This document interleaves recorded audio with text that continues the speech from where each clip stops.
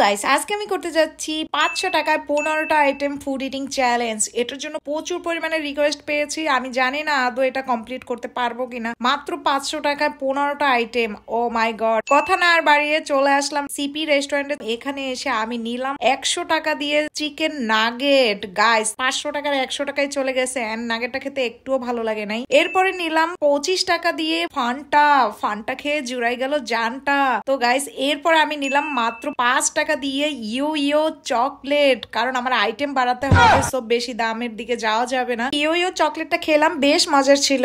So guys এরপরে নিলাম 5 টাকা দিয়ে এরি ললিপপ। এই ললিপপটাও খেতে আমার কাছে অনেক ভালো লাগে। গাইস এরপরে আমি 3 টাকা দিয়ে নিলাম অ্যালপেনলিবে চকলেট। এইটা তো আমার আইটেমে থাকবেই। গাইস দেখেন আজকে খেতে গিয়ে সব খাবারই পড়ে যাচ্ছে। চকলেটটা অনেক মজার ছিল। এরপরে আমি 5 টাকা দিয়ে নিলাম জেলি চকলেট। এটাও খেতে অনেক টেস্টি হবে আশা করি। গাইস খেয়ে দেখলাম, আমার কাছে মোটামুটি লাগছে, অত বেশি টেস্টি না। সো গাইস এরপরে নিলাম 25 টাকা দিয়ে স্প্রাইটটা না খেলেই নয়, এখন স্প্রাইটটা খেয়ে নিলাম, খেতে খুবই বাজে ছিল। এরপরে আমি এখানেরই রেস্টুরেন্টের মেনু দেখলাম, মেনু দেখে দেখে পছন্দ হয়ে গেল মোমোস। আর আমি এখন অর্ডার করলাম মোমোস। আর এখানে মোমোসের দাম হলো 120 টাকা। সো গাইস রেডি হয়ে গেছে ইয়ামি মোমোস। দেখতে তো অনেক ইয়ামি লাগতেছে, খেতে কেমন লাগবে একটু খেয়ে দেখি। খেয়ে দেখলাম গাইস অনেক টেস্টি ছিল, কারণ মোমো তো আমার এমনিই ভালো লাগে, আর এটা ছিল অনেক টেস্টি। পুরোটাই খেয়ে নিলাম। শীতকালে অনেক মোমো পাওয়া যায় রাস্তায়, এখানে আনাচে কানাচে,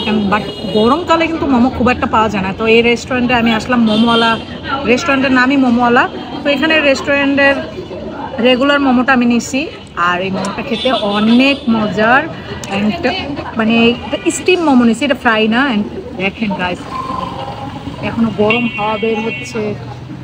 তো আমি এমনি মোমো লাভার, তো আমার কাছে মোমো পচা হইলেও ভালো লাগে, ভালো হইলে তো অনেক ভালো লাগে। আচ্ছা, এই মোমোওয়ালা রেস্টুরেন্টটা হলো মিরপুর হোপ মার্কেটের একটু সামনে আসলেই, আবার ঠিক অপোজিট রোডেই অনেকগুলো স্ট্রিট ফুডের দোকান আছে।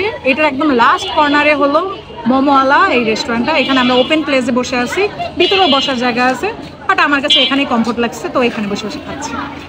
সো গাইস মোমো খাওয়া শেষে সামনেই যেতে দেখলাম জুসের দোকান। আর জুস না খেলে তো আমার মোমোটা হজম হবে না। মেনু দেখে দেখে আমার অবস্থা খুবই কাহিল। চয়েস হলো অনেক কষ্টে ম্যাঙ্গো জুস। তাও গাইস ম্যাঙ্গো জুসের দাম ছিল 50 টাকা।